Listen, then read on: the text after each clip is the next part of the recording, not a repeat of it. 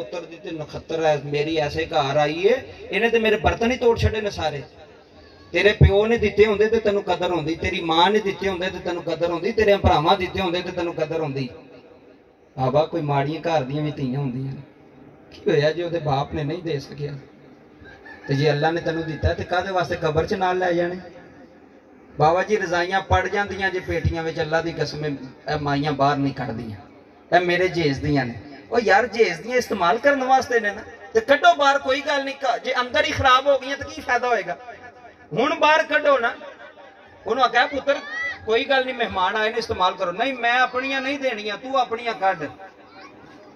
ते फिर बाबा उत्थे लड़ाई शुरू होंदी है। उन्होंने कहती है कोई नहीं, गिलास टुट गया ना और आ जाएगा, तू मेरी धी है, तेरा तेरा बंदा कमांदा वे, असीं सारे खाने, कोई गल नहीं, साडा पुत्र है। ते फिर बाबा जी घर सीधे होंगे। अगर मेर तेर हो गई ना घर विच, मेरी तेरी, ते फिर घर सीधे नहीं होने। फिर घर विच तबाही है, फिर घर विच लड़ाई है। एक दूजे नूं समझ के चलना पैना है, एक दूजे नाल प्यार करना पैना है। अगर गलती हो गई है माफ कर दो। ते नूं नूं भी चाहिदा, अगर मेरा सोहड़ा बूट भरे लैके अंदर आ गया तो उन्हें दाबे ना मारन लग पे, मैं अब्बा हुणे ये फर्श धोता ते तू बूट लैके आ गए। किथे लैके जावे बूट, बाहर गली चला के आवे, बाहर बाहर मेन ते ला के आवे बूट।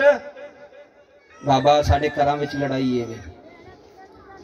इस वास्ते हजरत जी वकार इस गल नूं समझो। यह पैगाम सिर्फ है 100-200 बंदा नहीं सुनता पिया, वीडियो बड़ी दूर तक जानी जाए, मत किसी के दिल विच गल बह जाए। मकसद मेरा है और कोई मकसद